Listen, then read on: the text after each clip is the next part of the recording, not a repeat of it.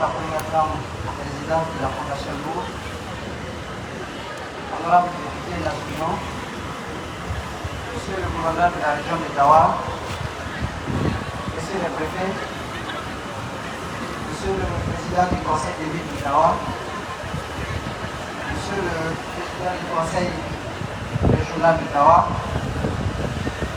honorable chef du canton de Tawa, honorable chef du groupement et des cantons de la région, mesdames et messieurs les maires, mesdames et messieurs les responsables du corps de défense et de sécurité, mesdames et messieurs, tout protocole respecté, en demandant votre indulgence pour résumer cette partie. C'est avec réel plaisir que je m'adresse à vous aujourd'hui,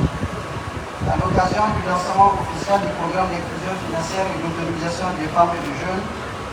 qu'organise mon département ministériel, à savoir le ministère des Finances et la Fondation Nour, je vous présente ici par sa présidente, Madame la Première Dame, Adja Adja Bazouma.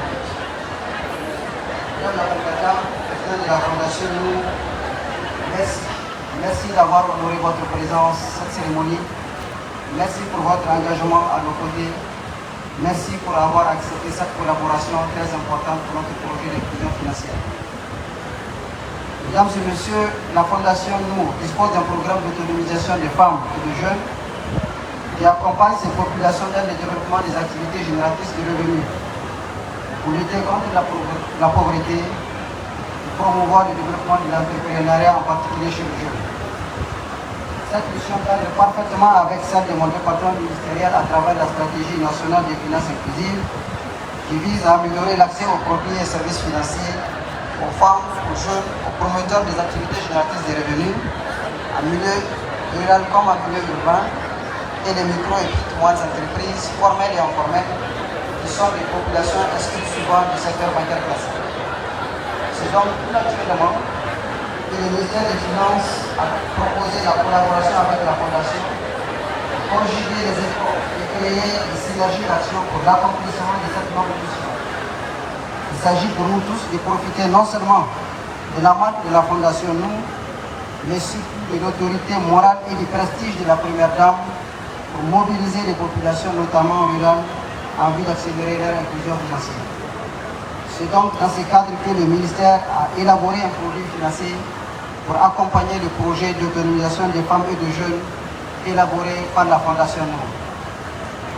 Mesdames et messieurs, ce produit est typique de l'inclusion financière des populations rurales qui n'ont jamais eu accès aux services financiers classiques et les avantages qu'ils procurent dans leurs efforts de tous les jours de s'affranchir de la pauvreté. Il trouve sa justification dans la vision stratégique des plus hautes autorités de notre pays, rappelée dans le document stratégique, notamment les orientations du programme de Renaissance 3 de son Excellence M. Mohamed Bazoum, président de la République, chef de l'État, le plan de développement économique et social, la déclaration des politiques générales du gouvernement, ainsi que la stratégie de développement de croissance inclusive Niger SDDCI Niger 2035. Cette stratégie est mise en œuvre par un secrétariat exécutif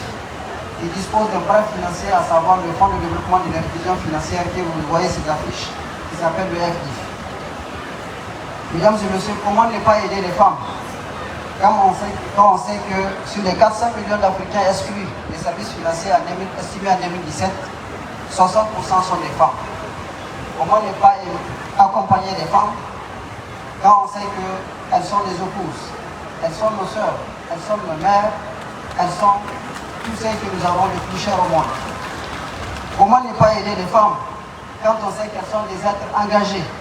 des êtres résilients, des êtres courageux qui n'ont que la défense des intérêts de leur famille et de leurs enfants. Voilà pourquoi nous avons fait des femmes notre cible en matière d'inclusion financière à travers la collaboration avec la Fondation Nour. Vous comprenez donc pourquoi l'objectif que nous visons ici, c'est octroyer au moins les 60% des crédits aux femmes, comme je l'ai dit pour les raisons que je venais d'évoquer. Mesdames et messieurs, le produit financier dont nous lançons aujourd'hui la phase pilote, ça a été rappelé, est un crédit digital qui, dans beaucoup de pays africains et singulièrement les pays des voisins du Limois, utilisent les avancées technologiques à travers le mobile money pour accélérer l'accès aux services financiers des populations. La réussite de ces projets dépendra naturellement de l'éducation financière des populations cibles. Et dans ce cadre, comme ça a été rappelé tout à l'heure,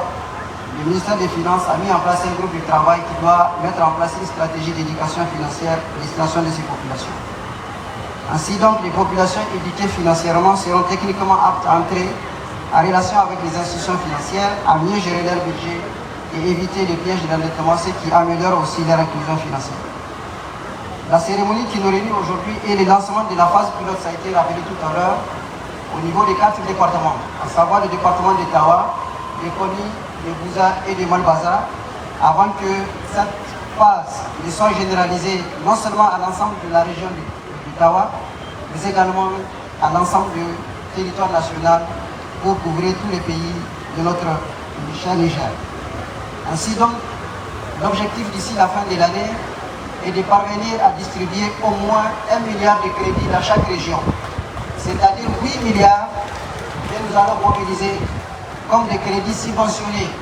des crédits sans taux d'intérêt, que nous allons distribuer 60% au minimum, comme je le disais, aux femmes nigériennes. La mise donc en œuvre de ce projet implique la participation de nous tous, en particulier des institutions de microfinance, des banques, des établissements émetteurs de monnaie électronique. On les a rappelés tout à l'heure, c'est Altermoney, Mou, Zamani, etc. Ainsi que des fintechs, c'est-à-dire les sociétés financières de technologie. Le secrétariat exécutif est instruit de notre côté à mettre en œuvre tout ce qui est nécessaire pour que les consultations soient engagées avec l'ensemble des acteurs pour faire de ces projets une réussite. Je n'en doute point de l'engagement de tous les acteurs à mener à bien ces projets pour le bien-être de nos populations et le bien-être de nos femmes, en particulier dans le milieu rural. Pour ma part, je puis d'ores et déjà vous rassurer et vous assurer que je ne ménagerai aucun effort,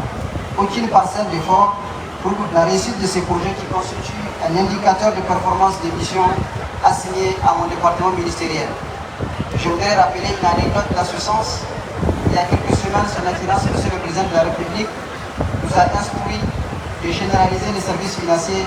sans qu'ils soient informés de ce travail que nous sommes en train de faire avec la Fondation, pour dire que les femmes ont besoin d'être accompagnées parce qu'il a vu pendant la campagne que ce sont les femmes qui sont engagées et par conséquent c'est la population la plus vulnérable mais aussi la plus dynamique. Pour nous ici, il s'agit de remplir cette promesse de campagne d'un point de vue non seulement politique mais d'un point de vue opérationnel parce que ce sont des promesses du chef de l'État de lutter contre la pauvreté, notamment celle des femmes. Des évaluations périodiques seront engagées, partagées avec tous les acteurs pour améliorer l'impact social du projet. Et je voudrais donc à ce niveau rassurer l'ensemble de toutes les populations et de tous les acteurs que nous mettrons tout en œuvre pour que ce projet soit une réussite, pour que les leçons soient tirées de cette phase pilote, pour que la généralisation de ce projet se fasse rapidement. C'est l'ensemble de tout notre territoire national pour couvrir toutes les femmes, j'ai dit, toutes les femmes du Niger, sans exclusion. Merci beaucoup.